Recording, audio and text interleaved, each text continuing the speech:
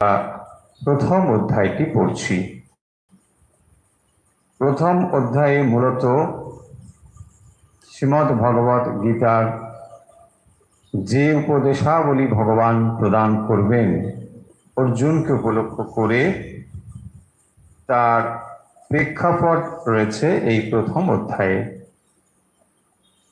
এই অধ্যায় থেকে আমরা জানতে পারব যে অর্জুনের মনের অবস্থা কিরকম,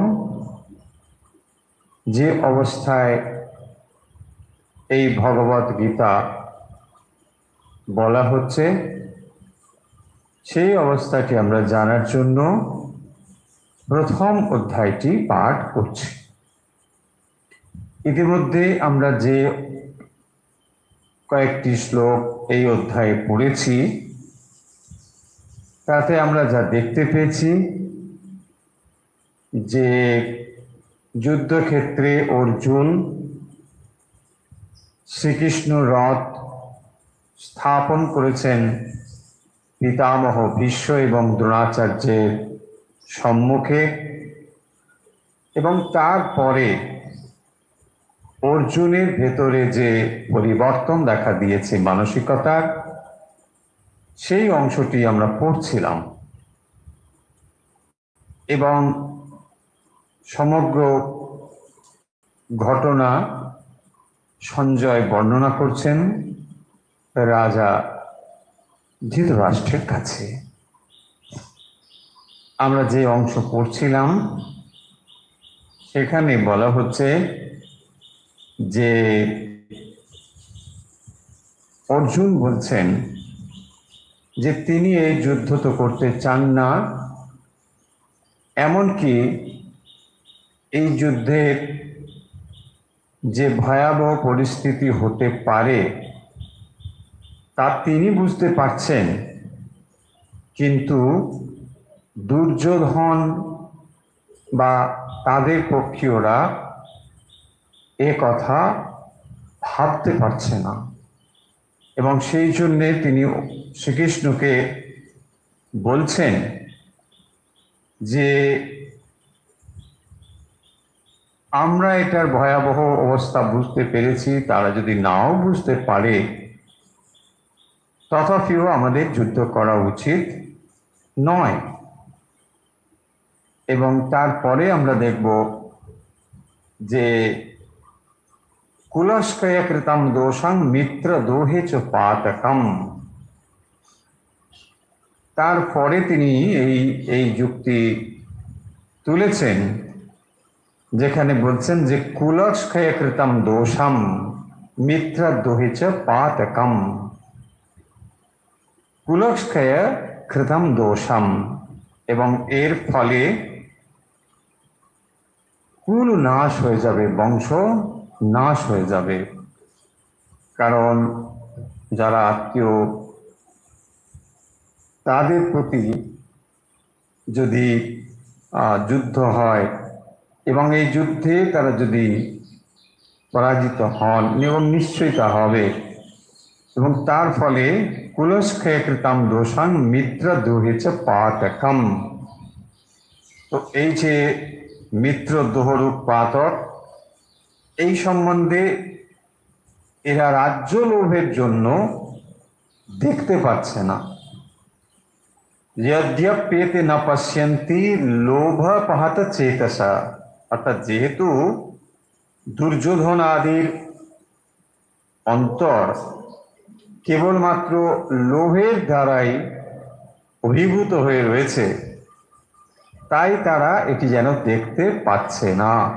সেই কথা বলছেন যে লোভপহত চেতসা ন পশ্যন্তি, তারা দেখতে পাচ্ছে না। কি হতে পারে না কুলস্কয় কৃতম দোষং মিত্র দোহে চ পাতকম, এই সমস্ত ব্যাপার আমরা দেখতে পেলাম। এই কুরুক্ষেত্র যুদ্ধে দুর্যোধন ছাড়া অন্যান্যরা খুব একটা বেশি কিন্তু রাজি ছিলেন না। একমাত্র দুর্যোধনই বারবার এই যুদ্ধের কথা বলেছেন। এমনকি ধৃতরাষ্ট্র চাননি, পাণ্ডবরা তো চাননি, দুর্যোধন ছাড়া ভীষ্ম, দ্রোণাচার্য এরাও যুদ্ধ চাননি। এবং স্পষ্টতই বিশ্বদেব বলেই দিয়েছেন যে আমি যুদ্ধ করতে পারি, এই যুদ্ধ তিনি করবেন, কারণ এই বংশ সঙ্গে তিনি যুক্ত হয়ে আছেন, এই রাজবংশের সঙ্গে, এবং এই রাজবংশের মর্যাদা রক্ষা করা তার কর্তব্য, সেইভাবে তিনি করে চলেছেন। সিংহাসনে তিনি বসবেন না, কিন্তু পাণ্ডবদের তিনি মারবেন না। আর যদি সামনে শিখণ্ডী এসে যায় তাহলে যুদ্ধ থামিয়ে দেবেন, ব্যাস, এই ইজ দ্য কন্ডিশন। দ্রোণাচার্য তিনি যুদ্ধ করবেন, কিন্তু পাণ্ডবদের তিনি মারবেন না। তাহলে ভেবে নিন এই যুদ্ধ কিরকম যুদ্ধ হবে, কারণ এতে কোনো তাদের নিজেদের কোনো আগ্রহ নেই, কিন্তু উপায় নেই, রাজা দুর্যোধন, তাই না? ফলে তার সঙ্গে সাথ দিতে হবে, না হলে বিদ্রোহ নিজেদের মধ্যেই শুরু হয়ে যাবে। এইরকম একটি পরিস্থিতিতে যুদ্ধটা হচ্ছে, এবং যুদ্ধ যাতে না হয় তার জন্য যত রকম ব্যবস্থা তা তো করা হয়েছে আমরা জানি। পাণ্ডবরা মাত্র 5টি গ্রাম চেয়েছিলেন, দেখুন, তারা কিন্তু তাও দেয়নি, এবং অবশেষে 5টি গৃহ চেয়েছিলেন, যে থাকবার জন্য 5টা জায়গা অন্তত ঠিক করে দিলেই হয়ে যাবে, তাতেও রাজি হননি। এবং তারপরে এই যুদ্ধ সিদ্ধান্ত হলো। দুজনেই মানে উভয় পক্ষই ভগবান শ্রীকৃষ্ণকে ভালোবাসতেন। তিনি উভয় পক্ষে বুঝিয়েছেন যাতে যুদ্ধ না হয়, এবং তিনি নিজে এসেছেন পাণ্ডবদের পক্ষ হয়ে দুর্যোধনের কাছে বা দুর্যোধন পক্ষের কাছে, কৌরবদের কাছে বলতে, কিন্তু কিছুতেই সেই সন্ধি স্থাপন হয়নি। তারপরে কি হলো সকলে আমরা জানি সে কাহিনী, যে একদিন শ্রীকৃষ্ণের কাছে এর দুজনেই কি হাজির, দুর্যোধন এবং অর্জুন। দুর্যোধন খানিকটা আগেই গিয়েছেন, গিয়ে মানে মাথার কাছে যে আসন ছিল সেখানে বসেছেন, আর অর্জুন খানিকটা পরে গিয়েছেন, গিয়ে পায়ের কাছে বসেছেন। আর যখন শ্রীকৃষ্ণ নিদ্রাভঙ্গ হয়ে উঠলেন তখন দেখলেন অর্জুন, কি অর্জুন কখন এসেছে, এইসব আছে না, অর্জুনকে তিনি প্রথম দেখেছেন। আর এদিকে পুষছে দুর্যোধন, আমি আগে এলাম আর এত সময় বসেছি, আর ও পরে এলো, ব্যাস ওকেই। বলছে না ঠিক আছে, তোমাদের অসুবিধে কিছু নেই, তোমরা যা বলবে আমি রাজি আছি, কি চাও বলো, আমি কিন্তু কোনো পক্ষে যুদ্ধ করব না, বলে দিয়েছেন, আমি অস্ত্র ধরবো না, তোমার দুজনেই যখন আমাকে ভালোবাসো তো আমি এটা করব। কিন্তু দেখো আমার নারায়ণী সেনা আছে, হ্যাঁ, যা এক একটা বিরাট শক্তিশালী নারায়ণী সেনা, নারায়ণী সেনা নিতে পারো, আর আমি আছি এই, কিন্তু আমি তো যুদ্ধ করব না, তো কে কি নেবে বলো? অর্জুন প্রথমে যখন তাকেই বলা হয়েছে যে তোমাকেই চয়েসটা প্রথম দেওয়া হলো, তুমি করো, আর এদিকে দুর্যোধন ভীষণ চিন্তিত যে কি কি চেয়ে না বসে, যদি ও সেনা সব নিয়ে নেয় তাহলে অর্জুনকে মানে শ্রীকৃষ্ণকে নিয়ে আমি করব কি, ও তো যুদ্ধই করবে না বলেছে, তো বেকার ফালতু, তাই না? তখন অর্জুন বললেন যে আমার সেনা টেনা কিচ্ছু লাগবে না, আমার তোমাকে চাই। কারণ এই যুদ্ধের পেছনে ধর্ম রয়েছে, ধর্মযুদ্ধ, ভগবান স্বয়ং ধর্মের স্বরূপ, এখানে অধর্ম হবে না, সেই জন্য দেখবেন এখানে রয়েছে। একেবারে শেষে যখন ধৃতরাষ্ট্র জিজ্ঞাসা করছেন সঞ্জয়কে যে যুদ্ধের রেজাল্ট কি হবে, তোমার কি মনে হচ্ছে, এসব বলছেন যে দলে শ্রীকৃষ্ণ আছেন স্বয়ং ভগবান সেই দল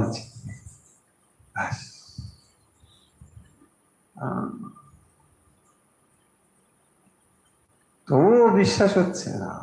শ্রীকৃষ্ণ কোন দলে নেই, সব দলেই আছে, তবুও কি ওদের দলই শুধু আছে? ভগবান সর্বত্র আছেন, তাই না? এইসব কত রকম লজিক আছে। ফলে এই এই অবস্থা থেকে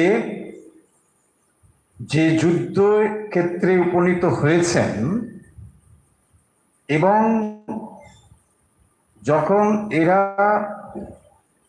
এমন ভাবে মানে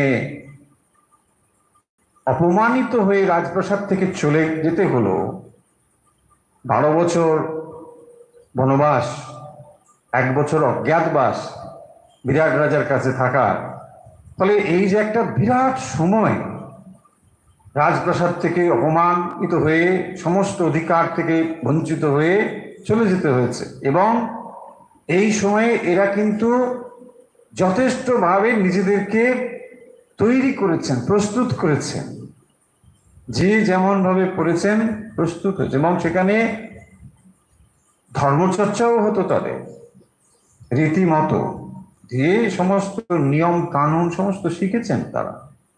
তারপরে ফিরে এসেছেন, তারপরে এসে অধিকার প্রতিষ্ঠার জন্য এখানে বলেছেন যে 13 বছর পরে ফিরে এসেছে তাদের অধিকার। সবাই বলেছেন, বিশ্বদেব থেকে শুরু করে দ্রোণাচার্য সবাই বলেছেন না, এটা তাদের অধিকার, তোমরা এটা মানে কিছুতেই বঞ্চিত করতে পারো না। দুর্যোধনকে বারবার বলেছে যে এটা তো তারা চাইবে। দেখুন এত কথা হয়েছে, কিন্তু দুর্যোধন রাজি হয়, সূচ্যগ্রমেদিনী এসব রয়েছে, কিছুতেই তিনি রাজি হননি। তারপরেই যুদ্ধ হচ্ছে। দেখুন তাহলে এই ক্ষেত্রে যখন যুদ্ধ হচ্ছে, এখানে অর্জুন যে কথাগুলো বলছে, এই কথাগুলো কি ঠিক ঠিক মনে হবে? হবে না। এতটা সময় এত কিছুর পরে আজ তোমার প্রতিশোধের পালা, আজ তোমাকে সেটা করতে হবে। যখন দুর্যোধন এরকম একজন দুর্বিনীত মানুষ, সমাজে সে হচ্ছে অধর্মের প্রতীক, তাহলে অধর্মকে যদি আমরা পরাজিত করে ধর্মকে প্রতিষ্ঠিত না করি, তাহলে সমাজ নষ্ট হয়ে যাবে। ভগবান সেই কাজটি করছেন, সেই কাজের সহায়ক হচ্ছেন অর্জুন। ধর্ম স্থাপন করবার জন্যই ভগবান অবতীর্ণ হয়েছেন। অর্জুনকে তার কাজের সহায়ক হিসেবে প্রয়োজন। কিন্তু অর্জুন এখানে দেখুন কিরকম অবস্থা, বলছে আমি যুদ্ধ করব না। কেন না? ওরা বুঝতে পারছে না কুলক্ষয় হবে, হ্যাঁ, কুলক্ষয় ওর পাপ হবে। হ্যাঁ, ওরা না বুঝুক, ওরা বুঝছে না, কারণ ওরা লোভী, আমাদের লোভ নেই। হ্যাঁ, তো আমরা তো বুঝতে পারি, ফলে ওরা না হলেও আমাদের তো যুদ্ধ বন্ধ করা উচিত। এসব নানা কথা হচ্ছে। চলুন তাহলে আজকে আমরা এই পর্যন্ত যে পড়েছিলাম 37 পড়েছিলাম। আচ্ছা আচ্ছা, 38 তারপরে আমরা পড়ব।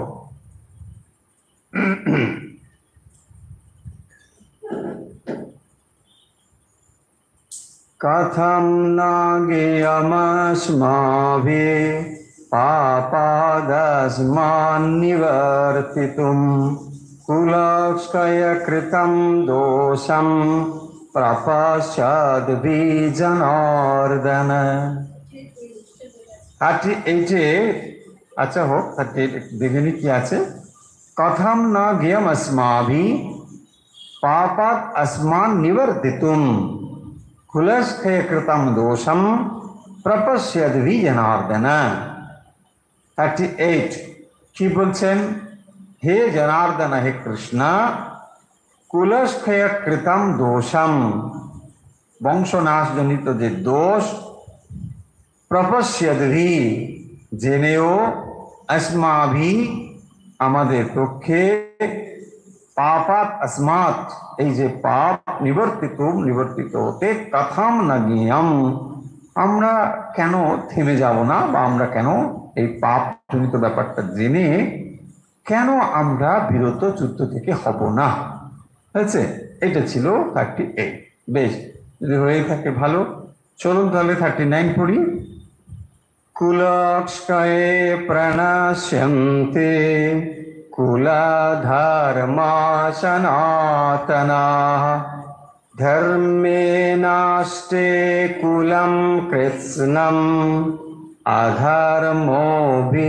अधर्मोऽभिभवत्युत।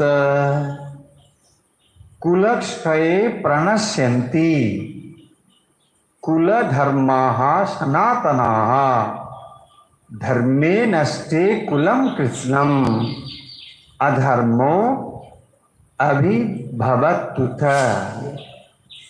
39। कुलक्षये माने कुलनाशे, সনাতনাহ কুলধর্মাহ, তাহলে চিরন্তন যে কুলধর্ম, সেই কুলধর্ম, কুলোচিত যে ধর্ম, প্রণশ্যন্তি বিনষ্ট হয়। উত ধর্মে, কুলধর্ম নষ্টে, ধর্ম নষ্ট হলে, অধর্ম কৃৎস্নম কুলম अभिभवति, अभिभूत করে। তাহলে কি হবে? ধর্মে নষ্টে, কুলধর্ম যদি নষ্ট হয়ে যায় তাহলে কি হবে?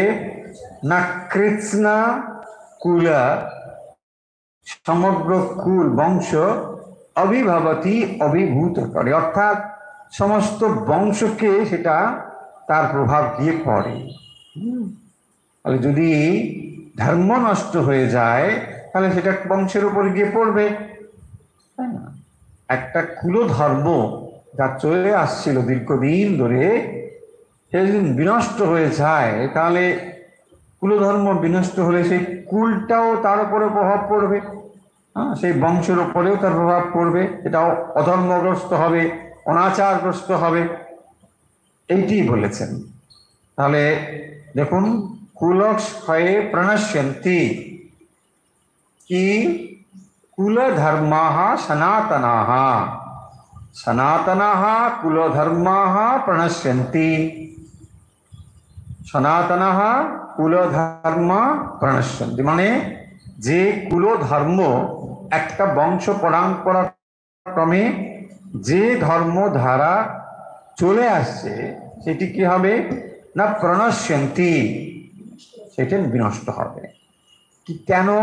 কুলক্ষয়ে, হ্যাঁ, তাহলে কুলক্ষয় হলে পরে এটা হবে। কুলক্ষয় হয়ে গেলে যে ট্র্যাডিশনটা চলে আসছিল সেই ধারাটা কোথাও না কোথাও ভেঙে যাবে, এবং সেই ধারাটা যেহেতু ভেঙে যাবে তাহলে পরবর্তী সময়ে অধর্মের প্রাদুর্ভাব হবে, এবং অধর্মের প্রাদুর্ভাব হলে এই বংশ অধর্মে সংযুক্ত হবে। তাতে কি হবে? পরিবার নষ্ট হবে, সমাজ নষ্ট হবে, সমস্ত জায়গাটা অধর্মের ছায়া আমরা দেখতে পাব। এই হচ্ছে অর্জুনের লজিক।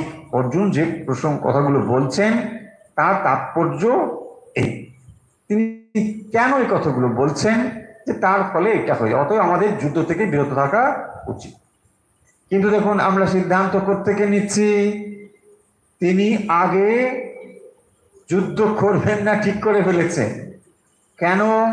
না তার গা হাত কাঁপছে, বলছে আমার হাত কাঁপছে, গা ভয় ভয় করছে, এইসব কাণ্ড হচ্ছে। চিদন্তি মম গাত্রাণি, তো এইসব অবস্থা হওয়ার পরে এবারে কি করছেন? না এটাকে এস্টাবলিশ করার জন্য, নিজের মতটাকে প্রতিষ্ঠিত করার জন্য তিনি এই রকম লজিকটা স্থাপন করছেন। হয় না, আমরা এরকম নানা রকম একটা একটা একটা একটা লজিককে স্থাপন করি, কারণ এটা আমি মানতে পারছি না। আমি যখন মানতে পারছি না তাহলে ব্যাস চলো, সবার লেজ কাটো, কেন? তার নিজের লেজ নেই, হয় না? তো সেরকম অতএব লেজ রাখা ভালো নয়। তারপর দেখো ওই লেজ রাখা মোটেই ভালো নয়, সবাই লেজ কেটে ফেলে। এইরকম খানিকটা যুক্তিটা। তুমি যুদ্ধক্ষেত্রে উপনীত হয়েছ নিশ্চয়ই মজা করার জন্য নয়, যুদ্ধ করার জন্যে। এখন যুদ্ধের পরিস্থিতিটা মনে হচ্ছে, কিন্তু আগে কি তোমার যুদ্ধের কথা মনে হয়নি? এটা কিরকম? তারপরে তিনি এইসব যুক্তি দেখাচ্ছেন যেগুলো বাস্তবিক কুযুক্তি, যুক্তি নয়, কিন্তু তিনি এগুলো দেখাচ্ছেন। দেখুন, আরো থামছেন না, আরো এগিয়ে যাচ্ছেন, আরো বলছেন। কি বলছেন? অধর্ম বিভবাত কৃষ্ণ পদুষ্যন্তে কুলা স্ত্রিয়া স্ত্রীষু দুষ্টাশু বার্ষ্ণেয়া জায়তে বর্ণ সংকর। তাহলে কুলক্ষয় পর্যন্ত নয়, আরো হবে, অধর্ম হবে বললো। তাহলে কুলক্ষয় থেকে অধর্ম, অধর্ম থেকে স্ত্রী দুষ্টাশু, এবং তার ফলে বর্ণসংকর জায়তে, বর্ণসংকর হয়ে যাবে। এইসব নানা অবস্থা যে হবে, এটা তিনি বলছেন। 40 নম্বর শ্লোক দেখুন কি বলছেন। কৃষ্ণ, হে কৃষ্ণ, অধর্ম অভিভাবাত। অধর্ম, ওই যে ওখানে বললেন যে ধর্মে নষ্টে কুলম কৃষ্ণম অধর্ম অভিভব ইত্যুত অভিভবতি। তো এখানে অধর্মের প্রাদুর্ভাব হবে বলেছেন, সেই অধর্ম থেকে আবার 40 নম্বরে বলছেন অধর্মাভিভবাৎ কৃষ্ণ অভিভবাৎ। তাহলে অধর্মের ফলে অভিভবাৎ অধর্ম। তাহলে অধর্ম যখন সমাজে প্রতিষ্ঠিত হবে বা সমাজে যদি অধর্ম প্রভাব বিস্তার করে, তাহলে কি হবে দেখুন। প্রদুষ্যন্তি কুলস্ত্রিয়া, অধর্মের প্রভাবে কুলস্ত্রিয়া মানে কুলনারীগণ, প্রদুষ্যন্তি তারা দুষ্টা নারী হয়ে যাবেন, এটা বলছেন। প্রদুষ্যন্তি তারা দোষযুক্ত হবেন, এটা বলছেন। কারা? কুলস্ত্রিয়া। তাহলে কুলস্ত্রিয়া প্রদুষ্যন্তি কখন না? অধর্ম অভিভাবাত, অধর্মের অভিভাব ফলে, প্রভাবের ফলে কুলস্ত্রিয়া দুষ্টা প্রদুষ্যন্তি, দুষ্টা। তাহলে তার ফলে কুলনারীগণ দোষযুক্ত হবে। তারপরে দেখুন, স্ত্রীষু দুষ্টাশু বার্ষ্ণেয় জায়তে বর্ণসংকর। তার ফলটা বলছেন স্ত্রীষু দুষ্টাশু মানে স্ত্রীলোকগণ দুষ্ট হলে, বার্ষ্ণেয় হে বৃষ্ণি বংশজাত কৃষ্ণ, বার্ষ্ণেয় মানে কৃষ্ণকে সম্বোধন করা হচ্ছে, হে বার্ষ্ণেয়, জায়তে বর্ণসংকর, বর্ণসংকর তৈরি। বর্ণসংকর মানে উচ্চ বর্ণের সঙ্গে নিম্ন বর্ণের যে বিবাহ আদি, এইটিকে বলা হয় বর্ণসংকর। বর্ণসংকর মানে এইভাবে হয়, তাকে অনুলোম বর্ণসংকর, বিলোম বর্ণসংকর এরকম বলা হয়। অনুলোম বলম আর কিছুই না, মানে উচ্চ বর্ণের পুরুষ, নিম্ন বর্ণের স্ত্রী, এইটি হচ্ছে মানে অনুলোম। আর বিলোমটা হচ্ছে তার বিপরীত, মানে উচ্চ বর্ণের স্ত্রী, নিম্ন বর্ণের পুরুষ, এই হচ্ছে অনুলোম বিলোম বিবাহ, এই বর্ণসংকর। এটা এই রকম যদি হয়, সেইটি বলেছেন যে স্ত্রীষু দুষ্টাশু বার্ষ্ণেয়। কোত্থেকে কথাগুলো আসছে? এই কথাগুলো আসছে যখন এই যুদ্ধে তার যে প্রিয়জন, আত্মীয়জন, তারা যদি মারা যায়, তাদেরকে, তারা মারা গেলে পরে কি অবস্থাটা হবে সেটা স্টেপ বাই স্টেপ অর্জুন বলছেন, তাই না? অর্জুন বলছেন যে তারপরে কি হবে না, প্রথমে হবে কুলক্ষয়।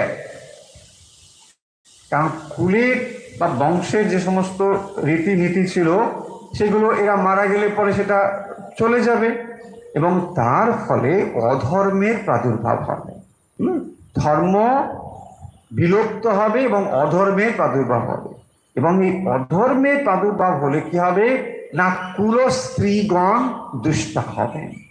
হুম, এবং তার রেজাল্ট দাঁড়াবে কিনা বর্ণ সংকর। তখন এই যে সমাজে বর্ণ সংকর, এটা তখন দেখা দেবে। এখনকার কথা হচ্ছে না, কিন্তু আপনারা হয়তো ভুল বুঝে বর্ণ সংকর মানে একবারে হয় না, আমাদের নানা রকম সব এত মানে খুব বেশি অরিঘর দরকার নেই। আমরা 5,000 বছর আগের কথা সমাজের অবস্থা পড়ছি, সেই সমাজ ব্যবস্থা এখন আর নেই।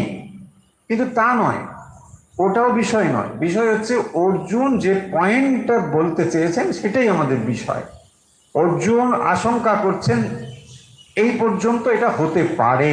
দেখুন এইটা অর্জুন আশঙ্কা করছেন যে যদি এই যুদ্ধে আমি এদেরকে মেরে ফেলি তাহলে এই রকম একটা অবস্থা দাঁড়াবে। হচ্ছে এইটাই ছিল মানে এর বক্তব্য বিষয়।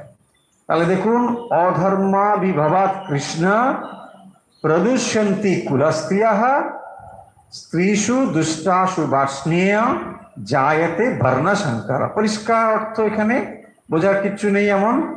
এখানে বলা হচ্ছে যে যদি অধর্মের প্রাদুর্ভাব হয়, অর্থাৎ সমাজে যদি অধর্মটা বেশি পরিমাণে হয়, তাহলে সমাজ জীবনে যেমন ব্যক্তি জীবনে, পরিবার জীবনে, সব জায়গায় কিরকম হবে।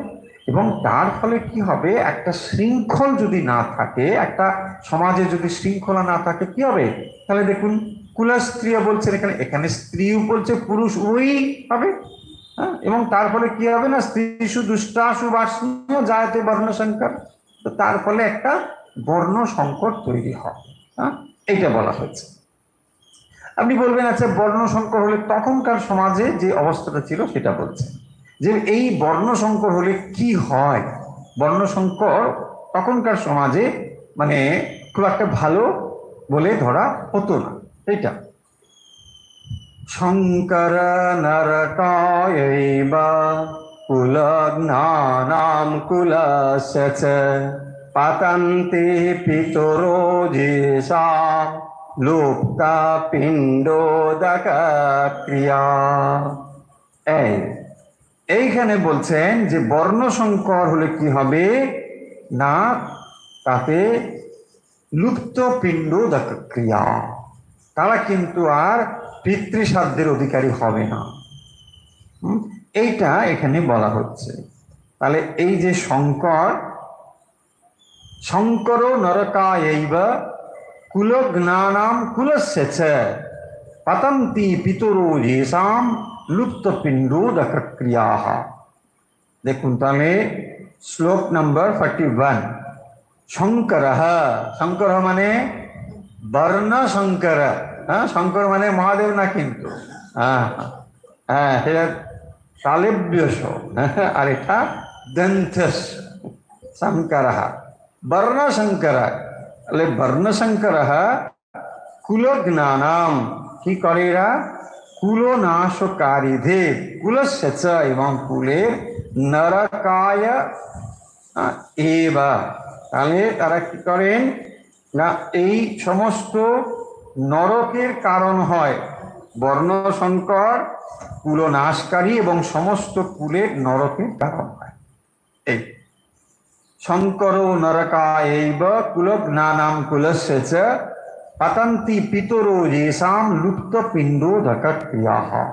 এবং তার ফলে কি হবে না, যেহেতু এদের লুপ্ত পিণ্ড উদক ক্রিয়া, হ্যাঁ, শ্রাদ্ধ তর্পণ এই সমস্ত কিছু তারা করতে পারেন না।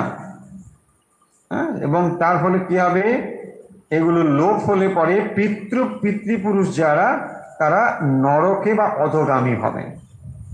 হ্যাঁ, পুত্র হচ্ছে, পুত নামক নরক থেকে যিনি উদ্ধার করেন তাকে বলা হয় পুত্র।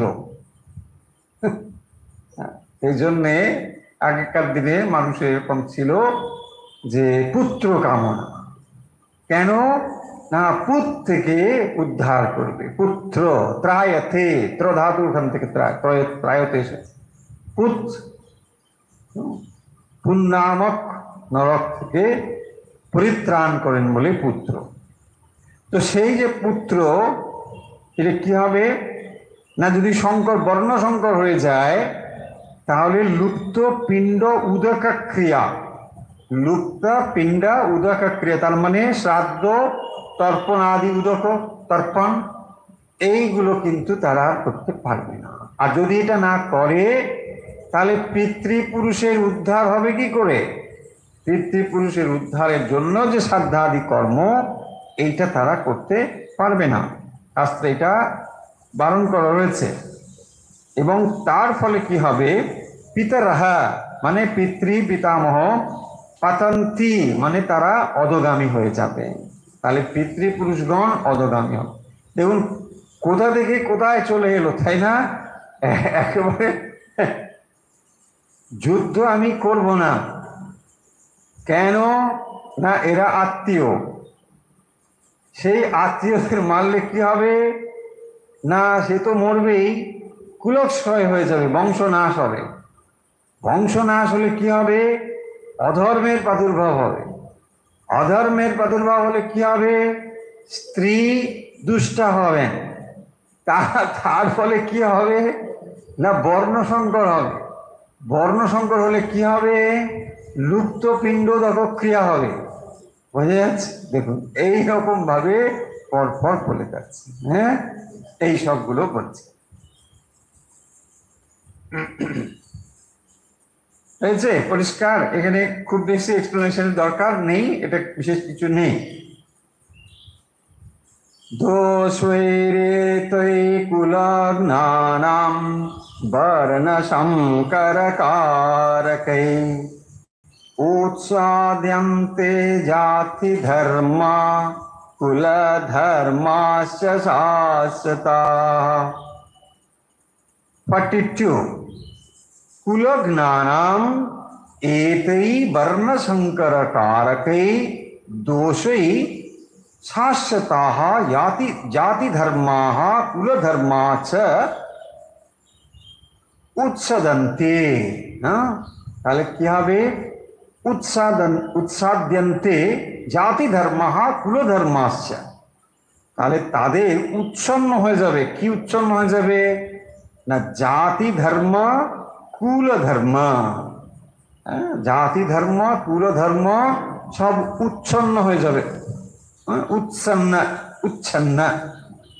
এই তবে সমস্ত কিছু উচ্ছন্ন হবে কিসে না? কুলঘ্নানাম, কুলনাশকারী যারা, কুলঘ্নানাম এতৈ বর্ণ সংকর কারকেই, এই যে বর্ণ সংকট কারক, বর্ণ সংকট সৃষ্টি হচ্ছে এই দোষের জন্য শাশ্বতাঃ জাতি ধর্মাঃ কুল ধর্মাঃ।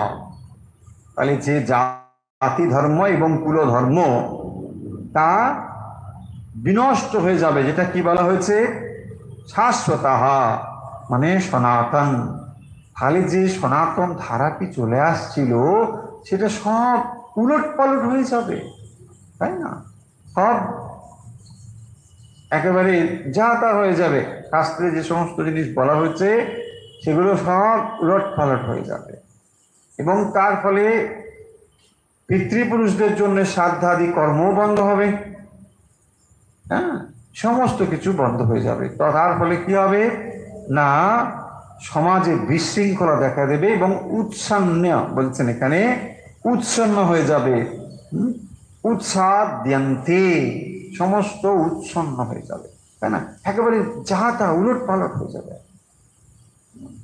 একটা এতদিন ধরে যে ট্র্যাডিশন চলে আসছে সমাজে, যেরকম ভাবে একটা সুশৃঙ্খল অবস্থা রয়েছে, সেই শৃঙ্খলা ভেঙে পড়বে। সেই জন্যই এই কথাগুলো বলছেন।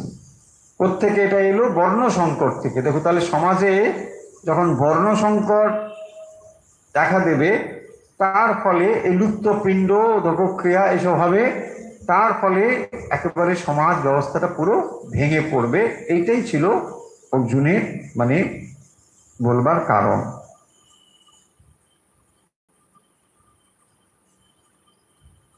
এখানে খুব বেশি এক্সপ্লেনেশনের দরকার নেই। সমাজ ব্যবস্থা থেকে আমরা পরিবর্তিত হয়েছি, ফলে এগুলো কেবল জানার জন্য, যে খুব একটা বিশাল কিছু এখন আমাদের সমাজে যেগুলো রয়েছে তার নেই, কিন্তু ওই সময় সমাজ ব্যবস্থা এরকম ছিল এবং সেই জন্যই তিনি এই যুক্তিগুলো দিয়েছেন, এগুলো তুলেছেন। এগুলো এরকম ভাবে তাহলে এই তো গীতাতে বলা হয়েছে বলে আবার বিরাট চিৎকার চেঁচামেচি করার দরকার নেই। হ্যাঁ, সেই তো গীতাতে বলেছেন বলে আবার তাহলে সেইগুলো না, ওটা ওই সমাজে ওরকম ছিল, এখনকার সমাজে আস্তে আস্তে সেটা বদলে যাচ্ছে। সেটা ভালো কিংবা মন্দ সে বিষয় আমাদের আলোচ্য বিষয় নয়। আমরা ভগবত গীতা পড়ছি, গীতার এটা সেন্ট্রাল থিমও নয়, এটা গীতার বক্তব্য বিষয়ও নয়, কিন্তু তখনকার সমাজ ব্যবস্থা যেমন ছিল তার একটা চিত্র এখানে আমরা পাচ্ছি অর্জুনের কথাতে। আমাদের ফোকাস এখানে নয়, ফোকাসটা অন্যত্র, সেখানে যাব। কারণ এখানে নিয়েই না অনেকে শুরু করে দেবেন যে আরে বাপরে বাপ সমাজে এই ছিল ওই ছিল। এটা এটা এটা করতে গেলে আপনার ভগবত গীতা পড়া হবে না। হ্যাঁ, আসল উদ্দেশ্য ভগবত গীতা পড়া। কারণ কি যারা আছেন দেখবেন এসব নিয়ে, এই যে কুলস্ত্রীয় স্ত্রী শুধু শুনলেই একেবারে কারো কারো গরম হয়ে যাবে রক্ত, বলছে তাহলে তো খুবই মুশকিল ব্যাপার, দেখেছেন এইসব কথা বলেছেন। হ্যাঁ, সমাজে কি পুরুষরা ছিল না এসব? আরে এইসব নিয়ে ঝগড়া করার দরকার নেই, তাই না? অর্জুন যে কথাটা বলেছিলেন এটা সহজভাবে বোঝার চেষ্টা করি, তাহলে এটা হবে। আচ্ছা, তারপরে দেখুন তাহলে আমরা 43 পড়তে পারি এখন। উৎসন্ন কুলধর্মানাম মনুষ্যানাম জনার্দন নরকে নিয়তম বাস ভবতে তনুশোশ্রুমা। কি বলছেন? ওই কথা কোথায় হলো? উচ্ছন্ত, তাই না? দেখুন ওখানে উচ্ছন্ন হয়েছে। এবারে উচ্ছন্ন কুলধর্মানাম, কুলধর্ম মানে উচ্ছন্ন কুলধর্ম যারা, মানে যাদের কুলধর্ম উচ্ছন্ন হয়েছে এরকম, তাদের কি হবে? মনুষ্যানাম, এইরকম মানুষদের, জনার্দন হে জনার্দন, নরকে নিয়তম বাস। খুব মুশকিল ব্যাপার। দেখুন যে যাদের কুলধর্ম উচ্ছন্ন হয়েছে তাদের নিয়ত নরকে বাস করতে হবে। এ কথা আমরা শাস্ত্র আচার্যের কাছে শুনেছি। বলছেন নিয়ত বাস ভবতি ইতি অনুশুশ্রুমা, আমরা শুনেছি এটা। হ্যাঁ, বলে মানে কি শাস্ত্রে এরকম কথা রয়েছে যে অতএব অনুশুশ্রুম আমরা শুনেছি অবস্থিতি নরকে ভবতি, নরকে থাকেন।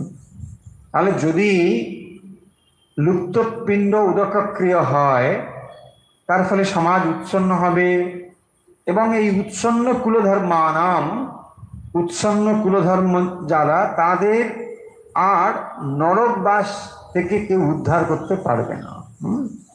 নিয়তম নরকে বাস, তারা নরকে থাকবে, নিয়ত থাকবে।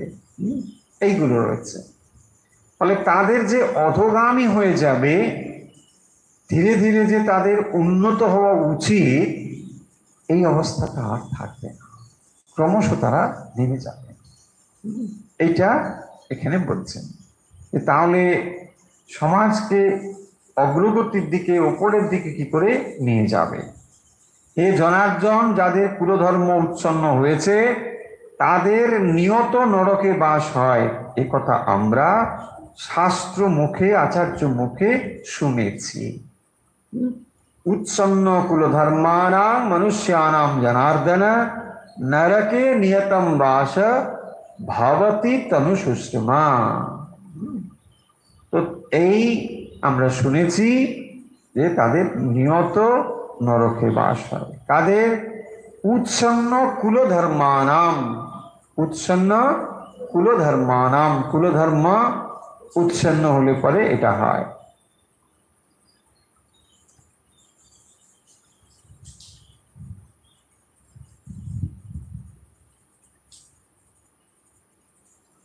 अहोवत महत् पापं कर्तुं व्यवसिता वयं जद्राज्य सुखलोभेन हंसं सजनमोद्यता।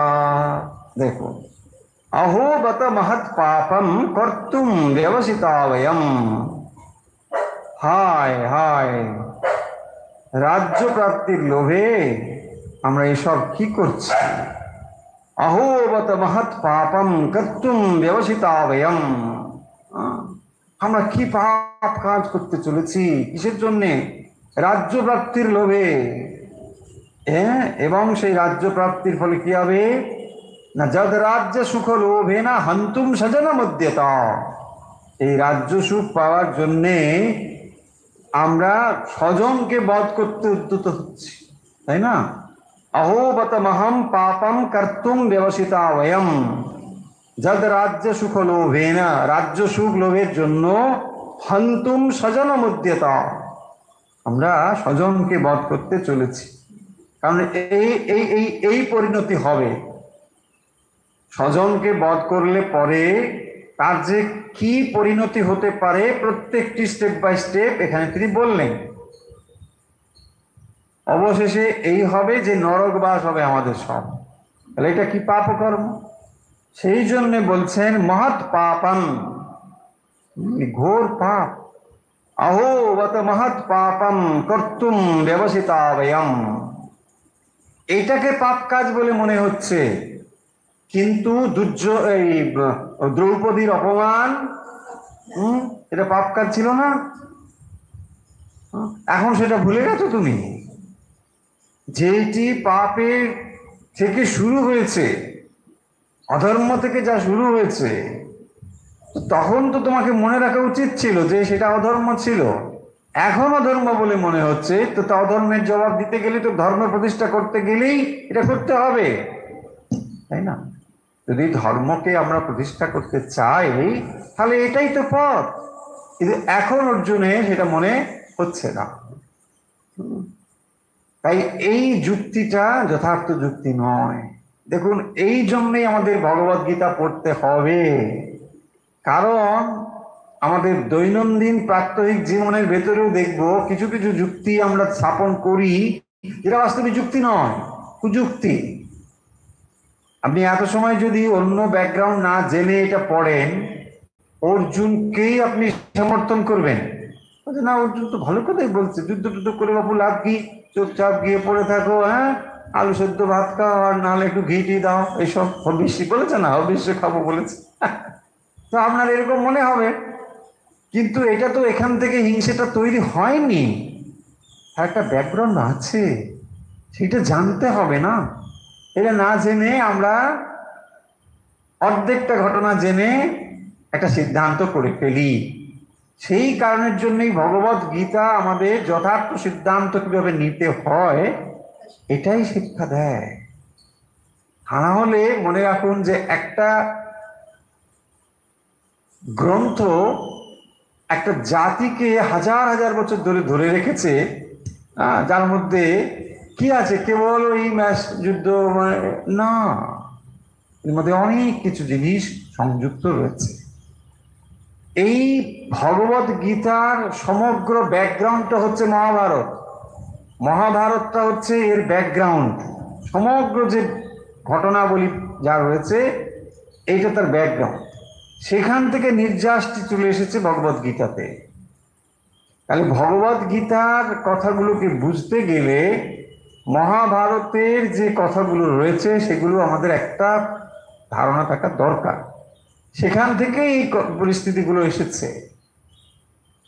তাই কোনো একটি সিদ্ধান্ত পরিস্থিতি নিরপেক্ষভাবে বিচার করলে হবে না। পরিস্থিতি, কোন পরিস্থিতিতে কোন কথা বলা হয়েছে সেটা দেখতে হবে, তাই না? কোন পরিস্থিতিতে সেটা তার ফলে সেটা হবে, তা নাহলে তার কোনো মানে হয় না। একজনের সাথে দেখা হলো, সে কথা না বলে মুখ ভেঙে চলে গেল। আপনি এটুকু দেখলেন, না এইসব মানুষটা কি অহংকার, মুখ ভেঙে চলে গেল। কিন্তু তা নয়, তাকে হয়তো আগে একটা কিছু কটু কথা বলেছিল, তাই না? তারপরে এটা তার রিয়েকশন। সেটা আপনি যদি না দেখেন, মানে আগের পরের ব্যাপারটা যদি না জানি, তাৎক্ষণিক কোনো একটা দেখলে পরে সেটা আমাদের যথার্থ সিদ্ধান্ত হবে না, এইটাই বলা হচ্ছে। সেদিন হয়তো সেদিন একটা ঘটনা বিরাট ছিল, সেটা তার মনে ছিল, এটা নিয়ে নিয়ে সে চলেছে। এখন একটা সুযোগ হলো, মারলো একটা ঘুষি। আপনি এখন বলছে, হে কি ব্যাপার, ঘুষি মারলে কেন, তুমি কত ভালো মানুষ তুমি। আর এই ঘুষিটা মার, তার ব্যাকগ্রাউন্ড আছে, তাই না? ঠিক এক্স্যাক্টলি এরকম, এইটাই হচ্ছে ব্যাকগ্রাউন্ড। তাহলে প্রত্যেকটা জিনিসেরই একটা তাৎক্ষণিক ঘটনা এবং তার কার্যকারণ সম্পর্ক একটা রয়েছে। এই জায়গাগুলো আমাদের না জানলে ভগবত গীতা আমরা বুঝবো না। সেই জন্য আমরা সিদ্ধান্ত গ্রহণের ঠিকভাবে সিদ্ধান্ত গ্রহণের জন্য ভগবত গীতা জ্ঞান আমাদের থাকা দরকার। ভগবত গীতার জ্ঞানই আমাদের জানিয়ে দেয় ঠিকভাবে কখন কি ধরনের সিদ্ধান্ত আমাদের গ্রহণ করা উচিত, কোনটি আমরা যুক্তি হিসেবে খাড়া করছি আর কোনটি কুযুক্তি হিসেবে উপস্থাপন করছি, এটাও তখন ধরা পড়ে যাবে। অর্জুন যে যুক্তিগুলো এ পর্যন্ত উপস্থাপন করেছেন এর কোনোটাই যুক্তি নয়, কুযুক্তি। তিনি এখানে কি বলছেন? অহোবত মহম পাপম কর্তুম ব্যবসিতাবয়ম। আহা, কি পাপ করতে যাচ্ছি আমরা, তাই না? সাবধান হয়ে যাচ্ছে। ভাগ্যিস অর্জুন এই কথাগুলো বলছেন। কি কাণ্ড, তুমি তো বুঝতেই পারছো না, তুমি তো যুদ্ধ করছো না শ্রীকৃষ্ণ, আর ওরা তো লোভী, বাট আমি ফিলোসফার। কে? অর্জুন। আমি জিনিসটা বুঝতে পেরেছি। এইবারে ভগবান তাকে বলবেন যে তুমিও যে বিচার করে যেটা বললে এটা যে যথার্থ নয়, এটা তুমি দেখো। তোমার মনে হচ্ছে বোধহয় যে এইটাই ঠিকঠাক পথ, এইটা নয়। দেখো, অহোবত মহৎ পাপম কর্তুম ব্যবসিতাবয়ম মদ রাজ্য সুখ লোভেনা হান্তুম স্বজন মধ্যতা। আরে আমরা কেবল রাজ্য সুখের জন্যেই এই মহাপাপ, কি মহাপাপ না আমরা করতে যাচ্ছি, এটা একেবারেই ঠিক হবে না। यदि माम प्रतिकार शस्त्रम शस्त्रपाणय धातराष्ट्र रणे अंतुस्तमेश खेमतरम भवे। 45 देखो, यदि माम प्रतिकारम अशस्त्रम शस्त्रपाणय धातराष्ट्र रणे हन्नो स्केमतरम भवे। यदि अप्रतिकारम, প্রতিকারে আমরা যদি চেষ্টা না করি, তাই না? অপ্রতিকার, প্রতিকারের চেষ্টা না করা, অপ্রতিকার। অশস্ত্রম, মাম আমাকে, শস্ত্রপাণায় শস্ত্রধারী ধর্তরাষ্ট্রাহ ধর্তরাষ্ট্রের পুত্রগণ রণে হন্নু বধ করে তত্তাও বে আমার ক্ষেমতরম অত্যন্ত কল্যাণকর ভাবে। তাই না? অর্জুনের কি অবস্থা দেখুন। আরে এটা বীরের মতো কথা, কাপুরুষের মতো কথা। তুমি একজন বীর, তুমি একই কথা বলছো। কি বলছেন? यदि माम अप्रतिकारम, অপ্রতিকারম মানে অচেষ্টম, আমরা চেষ্টা করছি না, কোনোভাবেই ডিফেন্স করব না, এটা বলছেন যে প্রাণ রক্ষার চেষ্টা আমি আর করব না, বরং আমি তো ছেড়ে দিয়েছি অস্ত্র, ওরা এখন অস্ত্র শস্ত্র নিয়ে আছে, ফলে ওরা যদি আমাকে এই সময় অ্যাটাক করে করুক, আমি মরেই যাই। Very good. কি কোনোদিন কোনো ক্ষত্রিয় তার শরীরে রক্ত থাকা অবধি এ কথা বলবে না, কোনো ক্ষত্রিয় কথা বলবে না। এমনকি ক্ষত্রিয় যুদ্ধক্ষেত্রে কখনো পেছনের দিকে যাবে না, পশ্চাৎ দর্শন হবে না, এটা তার একেবারে তাদের ওথ, শপথ নেয় তারা। যুদ্ধক্ষেত্রে সামনে গিয়ে মরবে কিন্তু পশ্চাৎপদ হবে না। এবং যুদ্ধক্ষেত্রে মৃত্যু হলে পরে স্বর্গপ্রাপ্তি হয়, এ তাদের একবার দৃঢ় বিশ্বাস। এবং যেখানে যুদ্ধ হচ্ছে, এই কুরুক্ষেত্র যুদ্ধ, এই কুরুক্ষেত্র হচ্ছে ধর্মক্ষেত্র। এখানে কুরুবংশীয় রাজারা বহু যজ্ঞ এখানে করেছেন, এমনকি দেবতারাও পর্যন্ত এখানে অনেক যজ্ঞ করেছেন। সেই জন্য মহাপবিত্র জায়গা। এবং ক্ষত্রিয়রা বিশ্বাস করেন এখানে যদি মৃত্যু হয় তারা কিন্তু স্বর্গপ্রাপ্তি পাবে। সেই জন্য রয়েছে, দেখবেন অর্জুনকে ভগবান বলবেন যে তুমি যদি মারাও যাও এই যুদ্ধে, আমি ধরে নিলাম তুমি মারা যাবে, এই যে মরে যাবে বলবে সেটা না। যদি উনি বলছেন যে আমি যুদ্ধ করবো না, সেটা পরে দ্বিতীয়তে রয়েছে। যদি তুমি মরে যাও তুমি স্বর্গ পাবে, আর যদি তুমি জয়লাভও করো, তাহলে তুমি সব মই ভোগ করবে, ব্যাস। সো যুদ্ধ করাটাই বেটার। যদি যুদ্ধ করে তুমি মারা যাও, মারা গেলে স্বর্গ পাবে, সব। হম। তুমি যদি সব থেকে খারাপ রেজাল্ট করো 80% পাবে, ও তাহলে তুমি চলবে, ঠিক আছে, পরীক্ষা কেন দেবো না, পরীক্ষা দিই, তাই না? বলতে তুমি যদি খারাপ রেজাল্ট করো 80% পাও, আর যদি ভালো হয় তাহলে ঠিক আছে, গোল্ড মেডেল হতে পারে, ওকে ঠিক আছে চলো, তাই না? তো তার মানে কি, যুদ্ধ না করবো কি, যুদ্ধ করি, আরে খারাপ রেজাল্ট আমার 80%, ওকে, তাই না? এটাই বলছেন যে তোমার যদি মরে যাও, মৃত্যু যদি হয়, আচ্ছা স্বর্গবাস, দ্যাটস অল। আর ভালো যদি হয় তো ঠিক আছে, তুমি মহি ভোগ করবে, পৃথিবী ভোগ করবে, দ্যাটস অল। আর এখানে তার কি অবস্থা, মতিভ্রম কাকে বলে দেখুন। একজন বীর পুরুষ, বীর পুরুষের মর্যাদা হচ্ছে যুদ্ধক্ষেত্রে সে পরাজিত করবে সবাইকে, কখনো পিছু হটবে না, তার অমর্যাদা সে কখনো হতে দেবে না। ক্ষত্রিয় সে, সে কিন্তু এমনি দুর্বল চিত্ত মানুষ নয়, মনে রাখতে হবে। হ্যাঁ, আমরা এখনকার দিনের আর্মি মিলিটারিদের সঙ্গে সঙ্গে তুলনা করতে পারি। যারা আর্মিতে কাজ করেন, একেবারে দেখবেন তাদের ভিতরে একটা বিরাট স্পিরিট কাজ করে। সাধারণ মানুষ ঠিকই, কিন্তু কোথাও না কোথাও একটা তাদের অসাধারণত্ব রয়েছে, সাধারণ মানুষের থেকে এখানেই সে আলাদা। কারণ দেখবে তার উপরে কত সেনা নিয়ে থেকে কাজ করতে হচ্ছে, বিরাট দায়িত্বপূর্ণ ব্যাপার।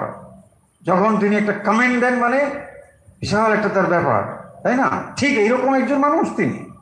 অর্জুন তো এত বড় একটা বীর, ছোটখাটো এরকম যা ঠিক আছে, এটা কোথায়, ওখানে বাড়ি, এরকম না, বিরাট ব্যাপার। তো তিনি আজ কি মর্যাদাহীন হয়ে দাঁড়িয়েছেন দেখুন। হ্যাঁ, মর্যাদাহীন মানে বলছেন यदि माम अप्रतिकारम अशस्त्रम शस्त्र पाणेय, দে আর শস্ত্র পাণেয়। শস্ত্র পাণেয় মানে যাদের পানিতে শস্ত্র রয়েছে, পানি মানে হস্ত, শস্ত্র পাণেয়। শস্ত্র পাণেয়, বিনা পানি, বিনা পানি আছে না, বিনা পানি মানে কি, যার পানিতে বিনা, তাকে বলে বিনা পানি। পানি মানে জল না, পানি মানে পানি, হস্ত, বিনা পানি। সরস্বতী, হ্যাঁ, বিনা পানি এই জন্যেই, তার হস্তে বিনা রয়েছে বলে। এখানে ছিলাম শস্ত্র পাণেয়া, শস্ত্র পানি, শাস্ত্র পানি, যার পানিতে শস্ত্র রয়েছে, পানি মানে অস্ত্র, পানেয়া বহু বচনে, পানেয়া, বোঝা গেল? মনি মনি মনেয়া, পানি পানি পানেয়া, শাস্ত্র পানেয়া। কারা? অপোজিটে যারা আছেন, ধৃতরাষ্ট্রের পুত্রগণ, তো তাদের দলে যারা রয়েছেন তাদের মধ্যে শস্ত্র রয়েছে। আর আমি কে? আমি হচ্ছে যদি মাম প্রতিকারম অশস্ত্রম, আই এম অশস্ত্র, আমার কাছে শস্ত্র নেই। আমি অস্ত্রহীন, কেন, কি রেখে দিয়েছে না, সব তো রেখে দিয়েছে। ফলে তিনি যখন অস্ত্র আদি রেখে দিয়েছেন, এখন ওরা অস্ত্র ধরে রেখেছে, মানে এবার যদি আমি ডিফেন্স না করি তাহলে অ্যাটাক হয়ে যাবে, তাহলে লাগবে। সেটাই বলছেন, ধাত্র রাষ্ট্র রণে হন্যু, হ্যাঁ, সমেশ ক্ষেমতরম ভাবে। তাহলে কি বলছেন না, রণে হন্যু মানে বধ করে, তৎ মে, তাহলে আমার ক্ষেমতরম অত্যন্ত কল্যাণকর ভাবে, কল্যাণ হবে। অর্জুন বলছেন ওরা যদি, মানে দুর্যোধন যদি, দুর্যোধন আদি আরো যারা সবাই যদি আমাকে মেরে ফেলে এই সময়, তাহলে খুবই কল্যাণ হবে আমার। কি অবস্থা, দেখা যাক। এই হচ্ছে পরিস্থিতি। আর একটি শ্লোক আছে, পড়ে ফেললেই হয়ে যায় না, একটুখানি আছে তো, একটাই। এই হচ্ছে পরিস্থিতি। তারপরে সঞ্জয় কি বলছেন দেখুন, সঞ্জয় কি বলছেন, সঞ্জয় আছে এব মুক্তার যেন সংখ্যে রথোপস্থ উপাবিশত বিসৃজ্য সসরম চাপম শোক সংবিন্ন মানসহ। এই যে অবস্থা, সঞ্জয় বলছেন, সঞ্জয় কি বলছেন, সঞ্জয় আছে যে এবং উক্তা, এই বলে, মানে এই অবস্থা যা বলা হলো, এই বলে অর্জুন যুদ্ধক্ষেত্রে, সাংখ্যে যুদ্ধক্ষেত্রে সশরম, মানে স্বর সহিত, সশরম চাপম ধনু বিসৃজ্য, মানে পরিত্যাগ করে, শোক সংবিন্ন মানস, শোকাকুল চিত্তে, রথ উপস্থে, রথোপরি, রথের ওপরে, উপাবিশত, উপবেশন করলেন, রথের বসে পড়লেন, সোজা কথা, ব্যাস। হ্যাঁ, ধনুক টনুক সব রেখে দিয়ে রথের মধ্যে বসে পড়লেন। এবং মুক্ত আর জানা সংখ্যে রথোপস্থ উপাবিশত বিসৃজ্য সসরম চাপম শোক সংবিঘ্ন মানস। তাহলে অর্জুন কিরকম? অর্জুন শোক সংবিঘ্ন মানস। অর্জুনের মনে এখন শুধু দুঃখ, আর কিছু নেই। সমগ্র অন্তর জুড়ে তার কেবল দুঃখই, এবং এই দুঃখে, হতাশায় তিনি অস্ত্র শস্ত্র রেখে দিয়ে রথের ওপরে বসে পড়লেন। ব্যাস, যুদ্ধ করার পরিবর্তে তিনি রথের মধ্যে বসে পড়েছেন। যেটা জানিয়ে দিচ্ছেন কে? না সঞ্জয়। কার কাছে? ধৃতরাষ্ট্রের কাছে। রাজা ধৃতরাষ্ট্রকে তিনি জানিয়ে দিচ্ছেন যে এই হলো মানে অর্জুনের অবস্থা। এটা নিশ্চয়ই মানে ধৃতরাষ্ট্রের খানিকটা খুশি হওয়ার কথা, তাই না? অর্জুনের এই অবস্থা, অর্জুনই তো মোটামুটি বীর, একটা বিরাট ব্যাপার। তো তিনি, আর শ্রীকৃষ্ণ যতই হোক না কেন, তিনি যুদ্ধ করছেন না। আর ওদিকে পিতামহ দ্রোণাচার্য এরা সব রয়েছে, আর এদিকে বিরাট বীর হচ্ছেন অর্জুন। তো তারই যদি এই অবস্থা হয়, তাহলে যুদ্ধের পরিণতি নিয়ে রাজা খানিকটা আশা করতেই পারেন, তাই না? এইটাই হচ্ছে ব্যাপার। তাহলে আজকে আমরা পড়লাম 39 টু এন্ড, 39 টু 46, অনেকগুলো পড়লাম, কিন্তু এখানে বিশেষ কিছু ব্যাপার নেই। দেখুন, আমরা আরেকবার ছোট্ট করে বলে নিই। 39-এ যে কথা বলা হলো যে কুলক্ষয় থেকে মূল মানে ডিটোরেশনটা শুরু হয়েছে, কুলক্ষয়া। তা কুলক্ষয় যদি হয়, তারপরে কি হবে? না ধর্মে নষ্টে অধর্ম ভবতি, ধর্মে অধর্ম হবে, তাই না? তাহলে কুলক্ষয় হলে পরে কুলধর্ম বিনাশ হবে, কুলধর্ম বিনাশ হয়ে অধর্মের প্রাদুর্ভাব হবে। এই হচ্ছে মানে মূল বক্তব্য 39-এ। অধর্ম হবে, আর অধর্ম থেকে কি হবে? না প্রদূষন্তি কুলস্ত্রিয়া, হ্যাঁ, কুলস্ত্রিয়া, যেখানে অধর্মের প্রাদুর্ভাব ঘটবে। তারপরে কি হবে? না বর্ণ সংকর জায়তে, এরপরে বর্ণ সংকর জাত হবে। এবার বর্ণ সংকর হলে কি হবে? না নরকাইব কুলঘ্নানাম কুলস্য, তাহলে তাদের মধ্যে লুপ্ত পিণ্ড দেখো ক্রিয়া, তারা শ্রাদ্ধাদি কর্ম করতে পারবে না, এবং তার ফলে পিতৃলোকের শ্রাদ্ধ যদি বন্ধ হয়, তাহলে পিতৃলোকের উদ্ধার হবে কি করে? হবে না। সেই জন্য বলছেন পতন্তি পিতর ইয়েষাম লুপ্ত পিণ্ড দক্রিয়া। তাহলে পিতরাই, অর্থাৎ পিতৃ পিতামহ, তাদের কি হবে? নিম্ন গতি হবে, তারা ধীরে ধীরে পতন্তি, তারা নিম্নগামী হবেন। দোষ ইয়ে তো কুলঘ্নানাং বর্ণ সংকর কারকই উৎসাদ্যন্তে জাতি ধর্ম কুলধর্মাশ্চ শাশ্বতা। এবং তার ফলে কি হবে? যে জাতি ধর্ম কুলধর্ম বিনষ্ট হবে, যে বর্ণ সংকর এর ফলে। এবং তার ফলে কি হবে? না সব সমাজ উচ্ছন্ন যাবে, উচ্ছন্ন হয়ে যাবে। উচ্ছন্ন কুলধর্মানাং মনুষ্যানাম জনার্দন নরকে নিয়তম বাস। শাস্ত্রে কি বলা হয়েছে? আচার্যরা কি বলেন? না এই রকম অবস্থা প্রাপ্ত হলে তারা নিয়তম নরকবাস, নিয়তম নরক, অর্থাৎ সর্বদাই তারা নরক বাস করবে। এই হচ্ছে পরিণতি হবে। যদি আমি আত্মীয়দের বধ করি, তাহলে এই পরিণতি হবে। বলে তিনি বলছেন অহো বত মহৎ পাপম কর্তুম ব্যবসিতায়ম। ফলে আমি এই রাজ্য সুখের জন্যে স্বজন বিয়োগ, স্বজনদের হত্যা করে আমি এই পাপ কর্মটি করতে চাই না। তারপরে বলছেন বরং এটা ভালো হয়, এখন এই অবস্থায় আমি অস্ত্র ছেড়ে দিয়েছি, যদি ওরা যদি আমাকে এখন অস্ত্র দিয়ে মেরে ফেলে বরং এটা ভালো। এটা বলছেন যে আমাকে যদি ওরা বধ করে ফেলে বরং সেটা কল্যাণকর, স্খেমতরম, অত্যন্ত স্খেমতরম, এটা ভালো, আমার পক্ষে এটা ভালো। কারণ আমি তো টোটালি এখন কনফিউজ, হ্যাঁ, কি করবে বুঝতে পারছে না। দেখুন অর্জুনের এই পরিস্থিতি, যিনি একজন তার নিজের জায়গায় অত্যন্ত দক্ষ মানুষ, তাহলে নিজের জায়গায় দক্ষ হলেও তার ভেতরেও এইরকম আসাটা অসম্ভব নয়। সেই কারণের জন্যে ভগবত গীতা সবার পাঠ্য হওয়া উচিত, যে কোনো ক্ষেত্রে মানুষের পড়া উচিত, জানা উচিত ভগবত গীতার কথা। এবং তারপরে অর্জুন যে কথাটি বলছেন, এব মুক্ত আর ইউন সংখ্যে রথোপস্থ উপাবিশত, সেই রথের ওপরে অর্জুন বসে পড়লেন। বিসৃজ্য সশরম চাপম, তারপরে শোক সংবিন্ন মানস।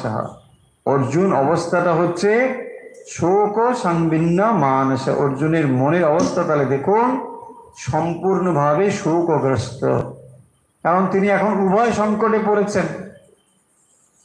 এদেরকে যদি হত্যা করেন এই হবে, আর যুদ্ধক্ষেত্রে থেকে পালিয়ে যাওয়াটাও কেমন একটা হবে। কিন্তু সেটাই বেশি করে ভাবছেন না, ভাবছেন যদি মরেই যায়, ওরা মেরে ফেলে তার হবে। কিন্তু যুদ্ধক্ষেত্র থেকে একজন ক্ষত্রিয় পালিয়ে যাওয়া আর মৃত্যুবরণ করা সম ব্যাপার। অমর্যাদার এটা কখনোই তারা এটা করবে না, যে যুদ্ধক্ষেত্র থেকে তারা পালিয়ে যাবে না, কখনোই যাবে না। এবং সেটাও দেখবেন, যুক্তি দেবেন, এই দ্বিতীয় অধ্যায় আসবে, ভগবান আসবে মানে অলরেডি পড়ে ফেলেছি, আসবে মানে ভাববেন না যে কালকে আবার আমরা দ্বিতীয়টা নিয়ে বসছি, হ্যাঁ, পড়ে ফেলেছি অলরেডি। সেখানে অর্জুনকে ভগবান বলছেন যে তুমি যে যুদ্ধ করবে না এসব বলছো, এটা তোমার অমর্যাদার, এইসব যুক্তি দেবেন, দিয়ে বোঝাবেন। ভগবান সেখান থেকে কথা বলাটা শুরু করবেন।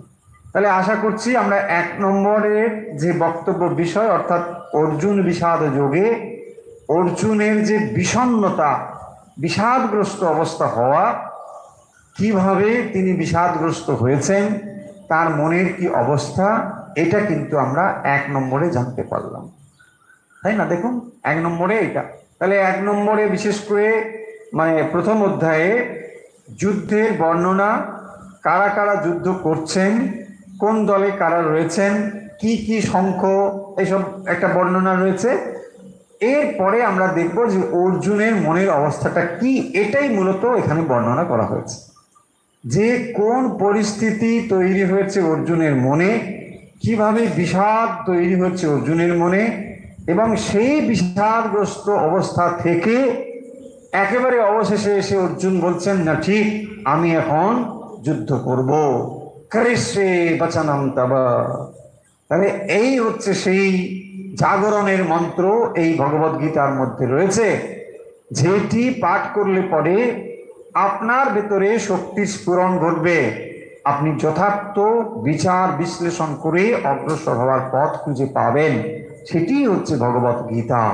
ভগবত গীতা দুর্ভাগ্যক্রমে লোকে এটিকে সাধ্য বাসরে পাঠ করে, এটি একটা ধর্মগ্রন্থ, মেয়ের ধর্মগ্রন্থ বলেই এটাকে লোকে মানে সরিয়ে রাখে। এটা তা নয়। সত্যি সত্যি ভগবত গীতা আমরা সেদিনই বুঝতে পারবো যেদিন ভগবত গীতার প্রতিটি কথা আমাদের জীবনে প্রতিফলিত করবার চেষ্টা হবে। যেমন করে আমরা অন্যান্য গ্রন্থ পাঠ করি, ঠিক একই রকম ভাবে ভগবত গীতাকে আমাদের পড়তে হবে। আমরা যেমন স্কুলে কলেজে বিভিন্ন সাবজেক্ট পড়ছি, এইরকম করে ভগবত গীতাকে পড়াশোনা করতে হবে। কেবল সরিয়ে রেখে ওখানে একটা ফুল দিয়ে লাল কাগজে মুড়িয়ে লাল কাপড়ে, তাহলে কিচ্ছু হবে না। হাজার হাজার বছর থাকলেও আমাদের কিছুই হবে না ভগবত গীতা।